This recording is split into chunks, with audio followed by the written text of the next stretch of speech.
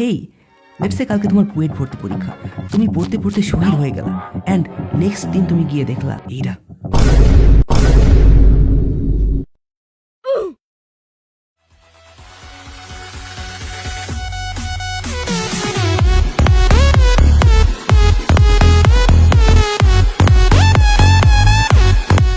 এই তোমরা কি জানো ল্যাটিন শব্দ কনকেভাস অর্থ হলো ইনওয়ার্ড কার্ভ। এখান থেকে আসছে মূলত ইংলিশ শব্দ কনকেভ, যার বাংলা তর্জমা হলো অবতল। থিঙ্ক অফ আ মিরর, তুমি ওইটাতে লাইট মারছো আর ওইটা চকচক করতেছে, তো যেই সার্ফেসটা চকচক করতেছে ওইটা যদি ভেতরের দিকে কার্ভড হয়ে থাকে তখন আমরা ওই মিররটাকে বলি কনকেভ মিরর, তাই না? ম্যাথামেটিক্সে না অনেকগুলো রেখা আছে যে রেখাগুলো কনকেভ শেপের, যেমন এই রেখাদের দেখো, এদের দেখতে লাগে কফি খাওয়া কাপ, তাই এদের বলে কনকেভ আপ। আর যদি এরা উল্টা হয়ে থাকে তখন এদের বলবো আমরা কনকেভ ডাউন।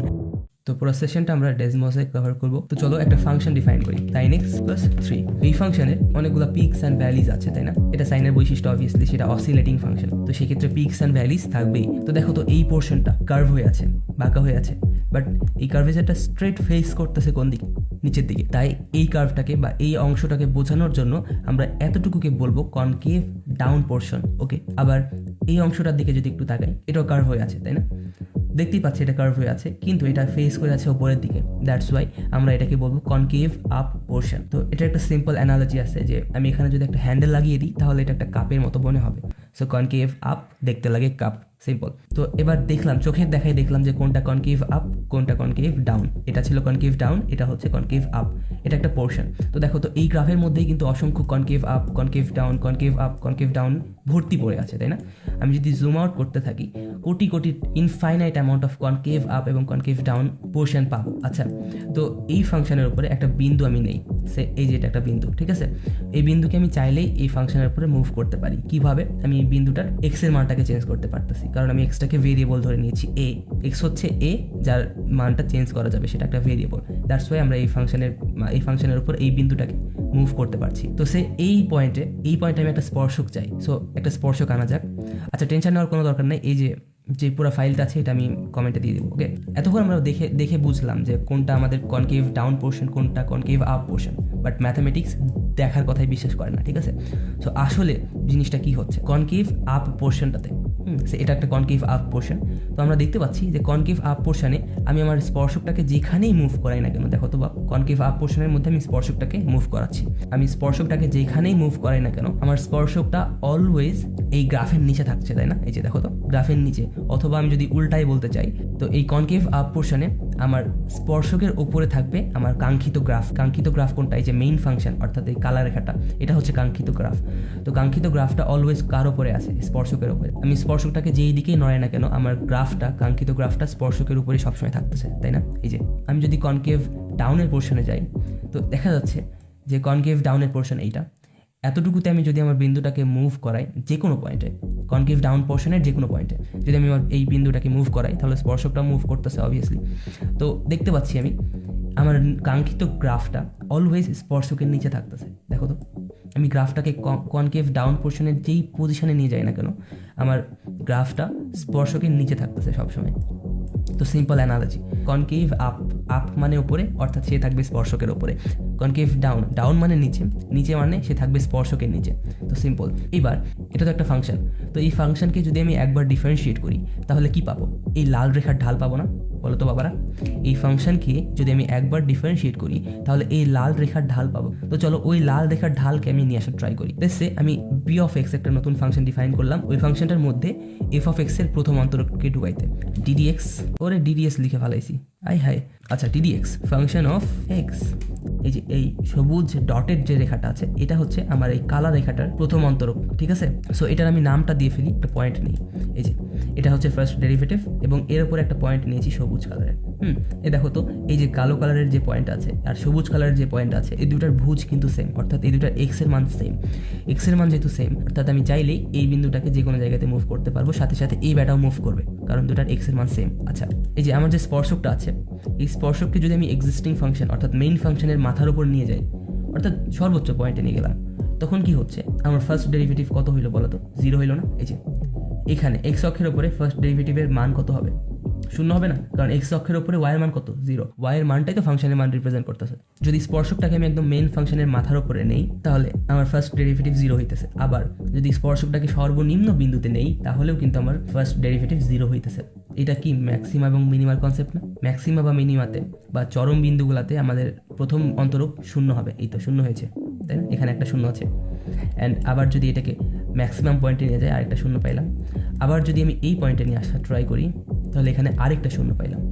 ওকে, এবার আমি এটাকে যদি আরেকবার ডিফারেন্সিয়েট করি, সে ফার্স্ট ডেরিভেটিভকে আমি আরেকবার ডিফারেন্সিয়েট করে সেকেন্ড ডেরিভেটিভ বানিয়েছি। লেটস সে সি একটা ফাংশন, যেটা ফাংশন অফ এক্স এর সেকেন্ড ডেরিভেটিভ, অর্থাৎ ফাংশন অফ এক্সকে দুইবার অন্তরীকরণ করে আমি সিকে বানাবো। ওকে, তাহলে বিকে যদি আমি আরেকবার ডিফারেন্সিয়েট করি তাহলেই তো ফাংশন অফ এক্সকে দুইবার ডিফারেন্সিয়েট করা হলো, তাই না? লেটস সি, সেকেন্ড ডেরিভেটিভ পাইছি আমি, এই যে সেকেন্ড ডেরিভেটিভ। তো সেম কাহিনী, এটা একটা পয়েন্ট, এই পয়েন্ট আর এই পয়েন্টের যেহেতু ভুজ সেম, তার মানে একটাকে নড়াইলে অন্যটাও নড়বে।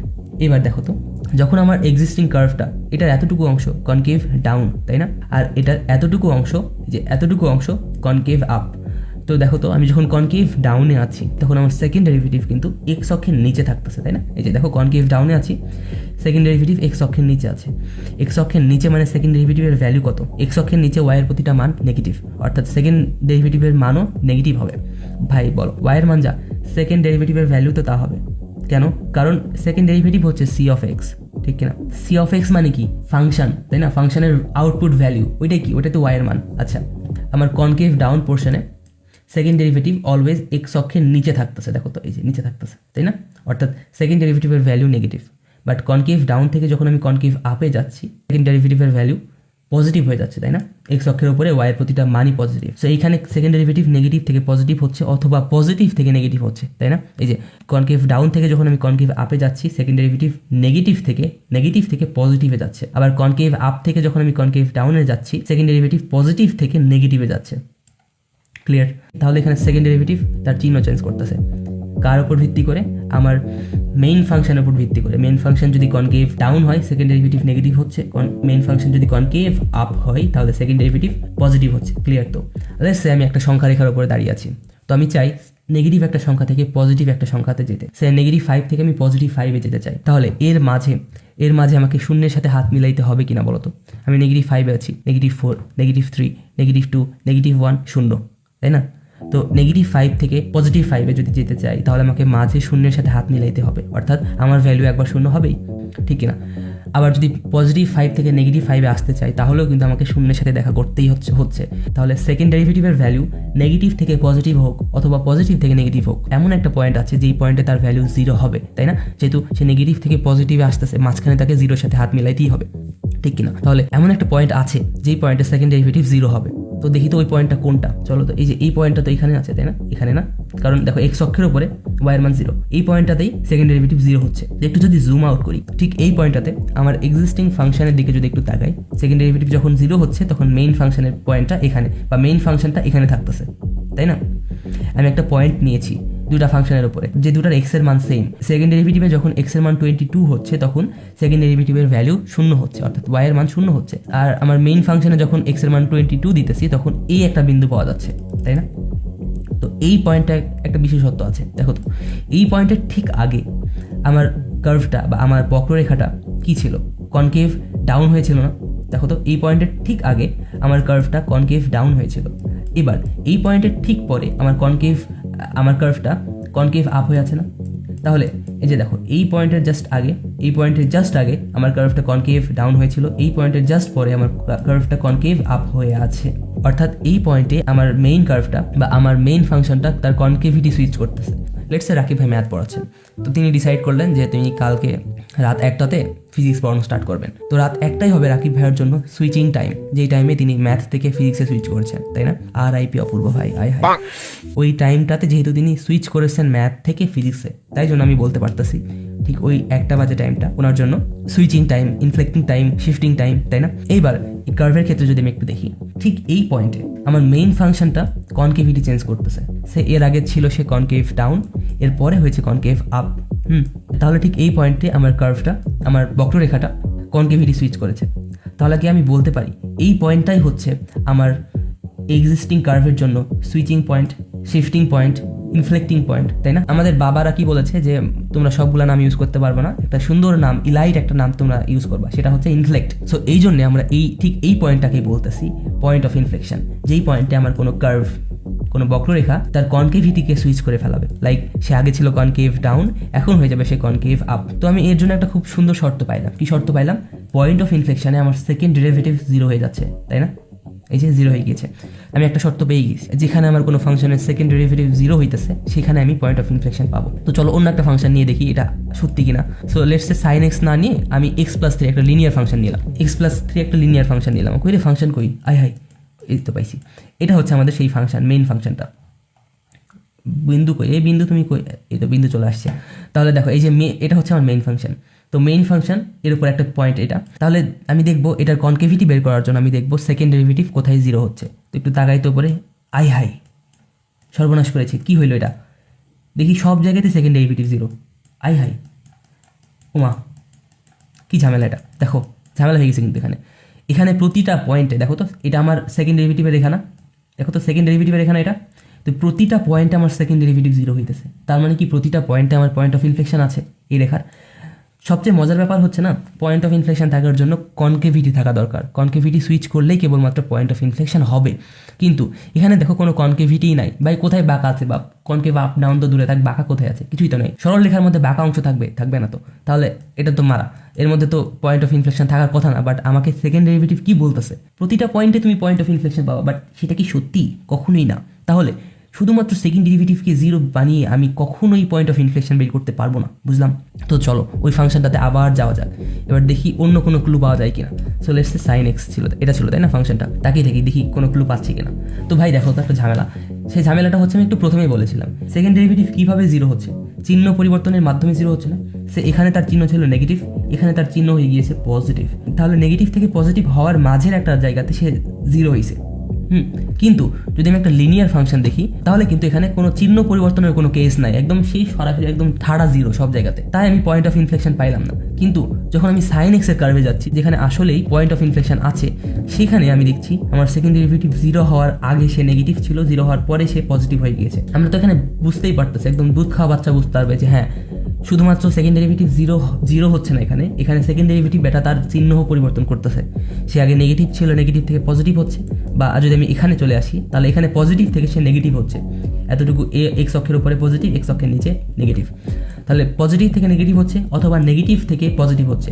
তাহলে সেকেন্ড ডেরিভেটিভ এটা তার চিহ্ন পরিবর্তন করতেছে। তো সুন্দর একটা জিনিস, দুইটা শর্ত পাইলাম। তাহলে যে দুইটা শর্ত দিয়ে আমি পয়েন্ট অফ ইনফ্লেকশনকে ডিফাইন করতে পারতেছি। প্রথম শর্ত হচ্ছে আমার কার্ভের সেকেন্ড ডেরিভেটিভকে 0 হইতে হবে। হ্যাঁ পাইলাম, 0 হইলো। কিন্তু সরলরেখার ক্ষেত্রেও তো 0 আসে, বাট ওইখানে তো কনকেভিটি নাই, সো পয়েন্ট অফ ইনফ্লেকশনও থাকবে না। পরবর্তীতে আমি আরেকটা শর্ত পাইলাম, সেকেন্ড ডেরিভেটিভ তো 0 হবেই হবে, পাশাপাশি সে একটা চিহ্ন পরিবর্তন করবে। সে আগে ছিল পজিটিভ, এখন হবে নেগেটিভ, অথবা নেগেটিভ থেকে পজিটিভ হবে, যে কোনো একটা কিছু একটা হবে। কেস 1, সেকেন্ড ডেরিভেটিভ যদি নেগেটিভ থেকে পজিটিভ হয় তাহলে তার বৃদ্ধি হয়েছে না? বলো তো, সে আগে নেগেটিভ ছিল এখন পজিটিভ হয়েছে, তার বৃদ্ধি হয়েছে কিনা? হয়েছে। বেগ বৃদ্ধির হারকে বলি আমরা ত্বরণ। বেগ যদি কম থেকে বেশি হয় তাহলে সেটাকে বলতেছি আমরা ত্বরণ, অ্যাক্সিলারেশন, তাই না? তাহলে সেকেন্ড ডেরিভেটিভের বৃদ্ধির হারকে আমরা কি বলবো বলো তো? সেকেন্ড ডেরিভেটিভের ত্বরণ, তাই না? অর্থাৎ থার্ড ডেরিভেটিভ। সেকেন্ড ডেরিভেটিভকে একবার ডিফারেন্সিয়েট করলে এক্স অক্ষের সাপেক্ষে সেকেন্ড ডেরিভেটিভের পরিবর্তনের হার পাওয়া যাবে, সেটাই হচ্ছে থার্ড ডেরিভেটিভ, তাই না? যখন আমার সেকেন্ড ডেরিভেটিভ নেগেটিভ থেকে পজিটিভ হচ্ছে তখন আমি থার্ড ডেরিভেটিভ কি পাচ্ছি বলো তো? নেগেটিভ থেকে পজিটিভ মানে সেকেন্ড ডেরিভেটিভের বৃদ্ধি, অর্থাৎ থার্ড ডেরিভেটিভ পজিটিভ, তাই না? বেগের বৃদ্ধি মানে কি? ত্বরণ পজিটিভ না? ঠিক কিনা? সেকেন্ড কেস, সেকেন্ড ডেরিভেটিভ যদি পজিটিভ থেকে নেগেটিভ হয় তাহলে কি হয়েছে? তার হ্রাস পাইছে না, তাই না? হ্রাস পেয়েছে। তো তাহলে বেগ হ্রাসের হারকে কি বলে? ওটাকেও ত্বরণ বলে, বাট নেগেটিভ ত্বরণ বলে, তাই না? আচ্ছা, সেকেন্ড ডেরিভেটিভ যদি হ্রাস পায় তাহলে থার্ড ডেরিভেটিভ কি হবে? বা সেকেন্ড ডেরিভেটিভের পরিবর্তনের হার থার্ড ডেরিভেটিভ ওটা কি হবে? ওটা হবে নেগেটিভ, তাই না? কনক্লুশন, সেকেন্ড ডেরিভেটিভ নেগেটিভ থেকে পজিটিভ মানে সেকেন্ড ডেরিভেটিভের বৃদ্ধি, অর্থাৎ থার্ড ডেরিভেটিভ পজিটিভ।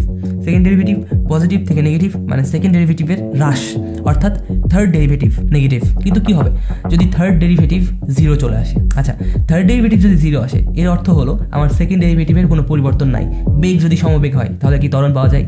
না। তাহলে বেগ যদি সমবেগ না হয়, ত্বরণ যদি না পাওয়া যায়, তাহলে যদি সেকেন্ড ডেরিভেটিভের কোনো পরিবর্তন না হয় তাহলে থার্ড ডেরিভেটিভ 0 হবে কিনা? হবে, 0 হবে। তো এইবার সরলরেখার ক্ষেত্রে দেখি অন্য একটা রেখা, যে প্রথমে যেটা সরলরেখা দেখলাম ওটার ক্ষেত্রে দেখি। এই যে দেখ, এখানে দেখ সেকেন্ড ডেরিভেটিভের কোনো পরিবর্তন নেই, সে একদম সমান হয়ে আছে এক্স অক্ষের ওপরে। তাহলে সেকেন্ড ডেরিভেটিভের যদি কোনো পরিবর্তন না হয় তাহলে থার্ড ডেরিভেটিভ কী হবে? 0 হবে না? যদি থার্ড ডেরিভেটিভ 0 হয় তাহলে তো কনকেভিটি থাকতেছে, বলো তো কনকেভিটি থাকতেছে? বাঁকা মালপাতি আছে এখানে? কিছুই নাই, তাহলে কনকেভিটি নাই। অর্থাৎ থার্ড ডেরিভেটিভ 0 হইলে কনকেভিটি থাকবে না। কনকেভিটি থাকার সত্ত্ব হইল থার্ড ডেরিভেটিভকে আইদার পজিটিভ হইতে হবে অথবা নেগেটিভ হইতে হবে, বাট 0 হওয়া যাবে না। তাহলে আমাদের হাতে কাজ কি? পয়েন্ট অফ ইনফ্লেকশন বের করার জন্য আমরা দুইটা জিনিস লক্ষ্য করবো। প্রথমত সেকেন্ড ডেরিভেটিভ কোথায় 0 হচ্ছে সেটা বের করবো। ওকে, সেখান থেকে আমি এক্সের একটা ভ্যালু পাবো, তাই না?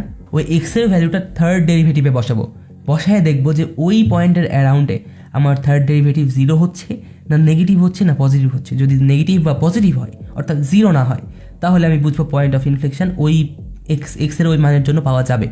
বাট যদি থার্ড ডেরিভেটিভ 0 হয়ে যায় কোনোভাবে, তাহলে আমরা মারা, তাহলে ওখানে আর পয়েন্ট অফ ইনফ্লেকশন পাওয়া যাবে না। আমরা বলে দিব পয়েন্ট অফ ইনফ্লেকশন থাকিবই না, সিম্পল লজিক। ওকে, এবার এটা না একটু লেন্দি প্রসেস, দেখা যাক। এটা একটা শর্টকাট কাহিনী আছে। সেই কাহিনীটা হচ্ছে যে সাপোজ কোনো একটা ফাংশনের সাথে, কোনো এক্সের সাথে, ওয়াইয়ের সাথে, জেডের সাথে, কোনো কারোর সাথে যদি এমন কোনো ফাংশন থাকে যেটা অসিলেটিং হয় এবং সেই ফাংশনটা গুণ বা বিয়োগ বা যোগ আকারে থাকে, সে সাইন বা কজ, সাইন বা কোসাইন, এই দুইটা ফাংশন যদি আমার অন্য কোনো মালপাতির সাথে যোগ বিয়োগ অথবা গুণ আকারে থাকে, তাহলে আমি একদম চোখ বন্ধ করে বলবো যে হ্যাঁ এটার পয়েন্ট অফ ইনফ্লেকশন থাকতেছে, এবং আমাকে এক্সট্রা করে থার্ড ডেরিভেটিভ বের করে প্রমাণ করার দরকার নেই। বলবো যেহেতু সাইন বা কোসাইনের ফাংশন সেহেতু পয়েন্ট অফ ইনফ্লেকশন অবশ্যই থাকবে, তাই বলে তুমি জাস্ট সেকেন্ড ডেরিভেটিভ বের করে ওটা ইকুয়াল টু 0 ধরে এক্সের একটা ভ্যালু পাবা না, ওই ভ্যালুটাকে সুন্দর করে গিয়ে তুমি ফাংশনে বসাই দিও। তারপরে ফাংশনের একটা মান আসবে না ওই ভ্যালুর জন্য, ফাংশনের যে মানটা পাইলো ওটা ওয়াইয়ের মান, আমি তো এক্সের মান আগে থেকে বের করে রাখছি, তাহলে ওই দুটা এক্সের মান এবং ওয়াইয়ের মান মিলাইলে একটা বিন্দু আসবে, সেটাই হচ্ছে আমাদের সেই জাদুকরী বিন্দু পয়েন্ট অফ ইনফ্লেকশন। তো চলো সেই মাথা খারাপ করা ম্যাথটা নিয়ে একটু খুঁটিয়ে দেখা যাক। কি বলেছে এখানে? একটা ফাংশন দিয়েছে এটা, তো এই গুরুমান ও লঘুমান নির্ণয় করো।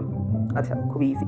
এছাড়াও যদি কোনো পয়েন্ট অফ ইনফ্লেকশন থাকে, যদি কোনো পয়েন্ট অফ, যদি থাকে মানে কি, যদি থাকে মানে কি, এখানে সাইন দেখতে পাচ্ছি আমরা স্পষ্টভাবে, তাহলে সাইন দেখছি, তারপরে আবার সাইন যোগ আকারে আছে, তাহলে পয়েন্ট অফ ইনফ্লেকশন অবশ্যই থাকবে। এই কি কথা এগুলো? যদি থাকে মানে কি? অসম্ভব কথা। এই কাটো, এটা কাটো, এই কইলে যদি থাকে কই, যদি এটা কেন, এটা কেন? পয়েন্ট অফ ইনফ্লেকশন অবশ্যই থাকবে, থাকে মানে তা নির্ণয় করা। আচ্ছা, তাহলে পয়েন্ট অফ ইনফ্লেকশন অবশ্যই থাকবে, এটা হচ্ছে কাহিনী। প্রথমত আমাদের বের করতে হবে গুরুমান এবং লঘুমান, যেটা খুবই ইজি, তো সেটা তোমাদের বুঝিয়ে দিলাম। আমাদের কাজ হচ্ছে পয়েন্ট অফ ইনফ্লেকশন বের করা। তো পয়েন্ট অফ ইনফ্লেকশন বের করার জন্য আমাদের সেকেন্ড ডেরিভেটিভ এবং থার্ড ডেরিভেটিভ নিয়ে ডিল করতে হয়। তো চলো এক এক করে সবগুলো ডেরিভেটিভ বের করা যাক। তো প্রথম অন্তরক, ফার্স্ট ডেরিভেটিভ, সেটা হবে কত বলো তো? 1 plus 2 cos x, right? cos x। Second derivative যেটা, সেটা হবে এরকম নেগেটিভ 2 sin x, তাই না? দেখো 1 কে ডিফারেন্সিয়েট করলে 0 হয়, তাই না? cos x কে ডিফারেন্সিয়েট করলে নেগেটিভ sin x হয়। থার্ড ডেরিভেটিভ কি হবে? থার্ড ডেরিভেটিভ হবে নেগেটিভ 2 cos x। আচ্ছা, আমরা তিনটা ডেরিভেটিভ পেয়ে গেলাম। তো পয়েন্ট অফ ইনফ্লেকশনের জন্য আমরা জানি সেকেন্ড ডেরিভেটিভকে 0 ধরতে হয়, বা 0 ধরে আমরা পয়েন্ট অফ ইনফ্লেকশনকে ডিফাইন করেছিলাম, তাই না? তাহলে এটা 0 হবে। তো বলো তো sin x মানে কি 0 হবে না? তাহলে দেখো এটা সমান 0, তাহলে নেগেটিভ 2 মানে তো কখনো 0 হবে না, তার মানে sin x মানে 0 অবভিয়াসলি। তাহলে x এর কোন কোন ভ্যালুর জন্য sin x 0 হবে? sin 0 এর মান 0, sin পাই এর মান 0, sin 2 পাই এর মান 0, 3 পাই এর মান 0, 4 পাই এর মান 0, 100 পাই এর মান 0, 1000 পাই এর মান 0, তাই না? sin n পাই এর মান 0, যেখানে n বিলংস টু 0, ঠিক না? এখানে দেখো, এখানে একটা রেঞ্জ দিয়ে দিয়েছে স্যারের আমাদের, ঠিক আছে? তো মনে রাখবা, প্রশ্নে যখন কোনো রেঞ্জ দেওয়া থাকবে, ঠিক আছে, যে কোনো প্রশ্নে যখন কোনো রেঞ্জ দেওয়া থাকবে, তখন আমরা রেঞ্জের বাইরে মার্কপুরি করতে যাবো, ঠিক আছে? রেঞ্জের বাইরে আমরা কিছু দেখবো না। স্যারেরা যখন আমাদের রেঞ্জ দিবে, তখন আমরা রেঞ্জের বাইরে কখনো মার্কপুরি করবো না, রেঞ্জের বাইরে কিছু দেখি না আমরা, রেঞ্জের বাইরে কানা, আমরা কানা, বুঝলাম? ওকে, এই রেঞ্জ হইল গিয়ে তোমার girlfriend, so bro be loyal, অন্যদিকে তাকানোর দরকার নেই। ওকে, তো রেঞ্জের মধ্যে আমার কোন কোন ভ্যালু আসতেছে? 0 আসতেছে, পাই আসতেছে এবং 2 পাই আসতেছে, তাই না? যেহেতু n এর ভ্যালু 0 1 2 3 4 5 6 পর্যন্ত যাইতে থাকবে, তাই না? অথবা নেগেটিভ দিকেও যাইতে পারে। তো সেই ক্ষেত্রে 0 পাই এবং 2 পাই আসতেছে আমাদের রেঞ্জের মধ্যে। তো বলো তো এখানে যে x এর মানগুলো পাই, এই x এর মানগুলো কি নির্দেশ করতেছে? আমার প্রতিটা পয়েন্ট অফ ইনফ্লেকশনের ভুজকে নির্দেশ করতেছে না? বলো তো, আমি 3টা পয়েন্ট অফ ইনফ্লেকশন পাবো, কারণ আমি 3টা পয়েন্ট অফ ইনফ্লেকশনের ভুজের মান পেয়েছি। তাহলে এই ভুজের মানগুলো যদি আমি মেইন ফাংশন এটাতে বসিয়ে দিই, তাহলে কি কোটি পাবো না? পাবো। তাহলে বলো আমরা পয়েন্ট অফ ইনফ্লেকশন কয়টা পাবো? 3টা পাবো। তো চলো দেখা যাক পয়েন্ট অফ ইনফ্লেকশনগুলো কেমন হতে পারে। লিস্টে আমার 3টা পয়েন্ট অফ ইনফ্লেকশন এই 3 জায়গায় আছে, ঠিক আছে? আমি এগুলোকে র্যান্ডমলি আঁকিয়েছি, ঠিক আছে? এগুলো এক লাইনে আছে, এটা কিন্তু সত্য না, আমি জাস্ট এমনি দেখানোর জন্য আঁকাইলাম। সে এটা x = 0 পয়েন্টে, এটা x = পাই পয়েন্টে, এটা x = 2 পাই পয়েন্টে, ঠিক আছে? তো এটা মনে করো কনকেভ আপ থেকে ডাউন হয়েছে, এটা কনকেভ ডাউন থেকে আপ হয়েছে, কনকেভ আপ থেকে ডাউন হয়েছে, র্যান্ডমলি আঁকাইলাম, কারণ পয়েন্ট অফ ইনফ্লেকশনের জন্য কনকেভিটি সুইচ করা প্রয়োজন। তাহলে একটা সুইচ দেখাই দিলাম যে এটা আপ ডাউন কিছু একটা হয়েছে, ঠিক আছে? কিন্তু এখানে কাহিনী আছে, এখানে হচ্ছে স্যার আমাদের রেঞ্জ দিয়েছে, কি দিছে? 0 থেকে 2 পাই পর্যন্ত। চলো তো রেঞ্জের মধ্যে ঘিরে ফেলা এটাকে, এইতে এই রেঞ্জের মধ্যে ফিরে ফেলাইছি। তো আমরা কি বলছি, রেঞ্জ হইলো আমার জিএফ। ওকে, সো লয়াল থাকার জন্য আমরা অন্য কোনো দিকে তাকাবো না। বলো তো আমরা রেঞ্জের বাইরে কি কিছু দেখতে পাচ্ছি? হ্যাঁ পাচ্ছি, বাট এগুলো দেখা যাবে না। চোখ বন্ধ করো, চোখ বন্ধ করো, আমরা এগুলো দেখি না, দেখা হবে না, ঠিক এগুলো দেখা হবে না। সো রেঞ্জের বাইরে কিছু দেখা হবে না, রেঞ্জের মধ্যে যা আছে সেগুলো দেখবো আমরা এখন। এবার বলো এই রেঞ্জের মধ্যে, ঠিক আছে, এই রেঞ্জের মধ্যে পয়েন্ট অফ ইনফ্লেকশন কয়টা? তো ভাই তিনটা কি করে হয় বলো তো? রেঞ্জের বাইরে যেহেতু আমরা কানা, তার মানে রেঞ্জের বাইরে যা হয়ে যাক, কিছু দেখলে আমরা চোখ ঢাকবো, না দেখি নাই। সো এরকম কাহিনী করতে হবে। রেঞ্জের বাইরে কোনো কিছু দেখে ফেললেও চোখ ঢাকতে হবে, দেখা যাবে না, অসম্ভব, দেখলেই সমস্যা। তাহলে বলো পয়েন্ট অফ ইনফ্লেকশন কয়টা পাচ্ছি এখানে আমি? পয়েন্ট অফ ইনফ্লেকশন হলো যেখানে আমার কার্ভগুলো কনকেভিটি সুইচ করতেছে। তো প্রথম ক্ষেত্রে যদি দেখি 0 পয়েন্টে শুধুমাত্র আমি একটা কনকেভ আপ কার্ভ দেখতে পাচ্ছি। তাহলে কনকেভ আপ কার্ভ যদি দেখি, পয়েন্ট অফ ইনফ্লেকশন থাকার জন্য কনকেভ আপ থেকে কনকেভ ডাউন হওয়া জরুরি, বাট কনকেভ ডাউনকে আমরা দেখতে পাচ্ছি, আছে কিনা বলো? আছে, বাট দেখছি না, আমরা দেখি না, ওগুলো দেখি না, ওগুলো খারাপ। তাহলে কনকেভ আপ আমরা দেখতে পাচ্ছি না, সরি কনকেভ ডাউন আমরা দেখতে পাচ্ছি না, অর্থাৎ পয়েন্ট অফ ইনফ্লেকশন এখানে নাই, তাই না? বলো তো কি দেখতে পাচ্ছি? কনকেভ আপ, কনকেভ ডাউন আছে কি? কনকেভ ডাউন আছে কি? না, নাই। তাহলে পয়েন্ট অফ ইনফ্লেকশনও নাই। এবার মাঝখানেটা দেখো তো, এখানে কনকেভ আপ থেকে কনকেভ ডাউন হয়েছে, পয়েন্ট অফ ইনফ্লেকশন থাকবে তো? অবশ্যই থাকবে, ঠিক না? এবার একদম সবার ডানেরটা দেখো, একটা কনকেভ ডাউন দেখতে পাচ্ছি, কনকেভ আপ কি দেখা যাচ্ছে? এই না দেখা হবে না, দেখা হবে না। কনকেভ আপ কি দেখা যাচ্ছে? দেখা যাচ্ছে না। তাহলে শুধুমাত্র কনকেভ ডাউন দেখতে পাচ্ছি, তাহলে কনকেভিটি সুইচ করেছে কি? করে নাই, অর্থাৎ এটাও পয়েন্ট অফ ইনফ্লেকশন হবে না।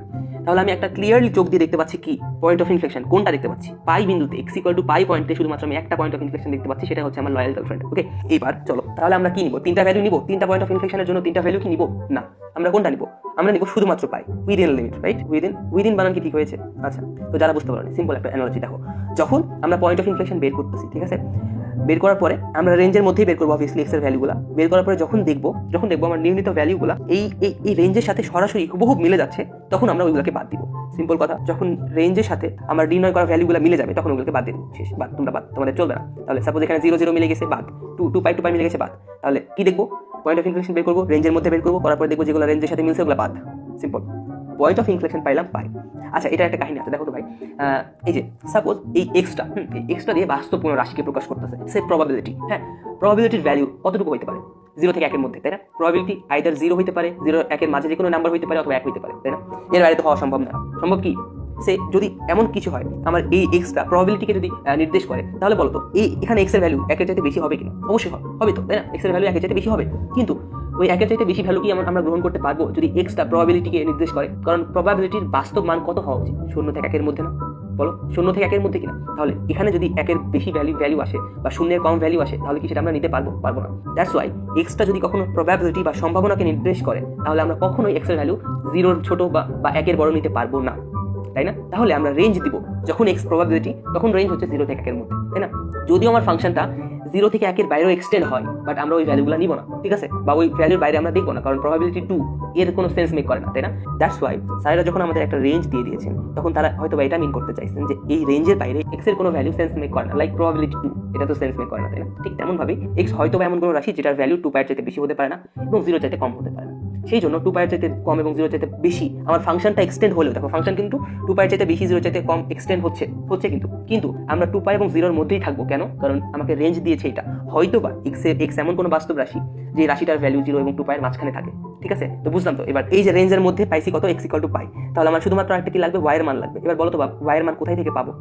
বলো, y এর মান কোথায় থেকে পাবো? y এর মান পাবো আমি আমার মেইন ফাংশন থেকে, কারণ এটাই হচ্ছে আমার y এর মান, ঠিক না?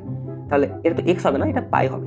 একবারে বসাই দিলাম, ঠিক আছে? যদি এখানে দেখো পাই যদি বসাই, এখানে যদি পাই বসাই, তাহলে পাই প্লাস 2 × sin পাই মানে 0, তাহলে এখানে থাকতেছে শুধুমাত্র একটা পাই। তাহলে আমার point of inflection x, y, যেটা হচ্ছে আমার পয়েন্ট অফ ইনফ্লেকশন, ঠিক আছে? সেটা কত হবে বলো তো? সেটা হবে পাই করে বলেছিলাম। এবার আমাকে থার্ড ডেরিভেটিভটা নিয়ে চেক করা উচিত ছিল প্রথমে, যে এটা আমার পয়েন্ট অফ ইনফ্লেকশন এক্সিস্ট করবে কিনা, বাট আমি করলাম না, কারণ এখানে দেখতেই পাচ্ছি এখানে সাইনের function, so point of inflection exist করতেই হবে। তো চলো আবার একটু মনের শান্তির জন্য করে দেখি হচ্ছে কিনা। আমার কাহিনী কি ছিল? আমার থার্ড ডেরিভেটিভটা পজিটিভ অথবা নেগেটিভ হইতে হবে যদি আমার পয়েন্ট অফ ইনফ্লেকশন থাকতে হয়, 0 হওয়া যাবে না। তো চলো আমরা এক্স এর ভ্যালু কত পাইছি? এক্স এর ভ্যালু পাইছি পাই। তো এই পাইয়ের মানটা আমি থার্ড ডেরিভেটিভে বসাই, এখানে তো সেকেন্ড ডেরিভেটিভের সাইন দিয়েছি। আচ্ছা, এক্স এর মানটা কত? পাই। এই পাই পয়েন্টে আমার থার্ড ডেরিভেটিভের নেচারটা দেখি। চলো, আমার থার্ড ডেরিভেটিভ হবে একটা পয়েন্ট পাই, বলো তো -2 গুণিত, আচ্ছা বলো তো cos পাই মানে কত? -1, তাই না? cos পাই মানে -1, ঠিক আছে, ইকুয়াল টু হবে 2, যেটা 0 সমান নয়। তাহলে আমি এখান থেকে বুঝতে পারতেছি আমার পয়েন্ট অফ ইনফ্লেকশন থাকতেছে, আর এতটুকু জায়গা বরাদ্দ থাকবে আমাদের গুরু মান এবং লঘু মান বের করার জন্য। তো আজকের জন্য এতটুকুই, আর ওই যে ডেসমোসের ফাইলটার লিঙ্ক কমেন্টে দিয়ে রাখবো। So Jim signing off, thank you for watching. তো চলো তো এক এক করে সবগুলা কোন সালারে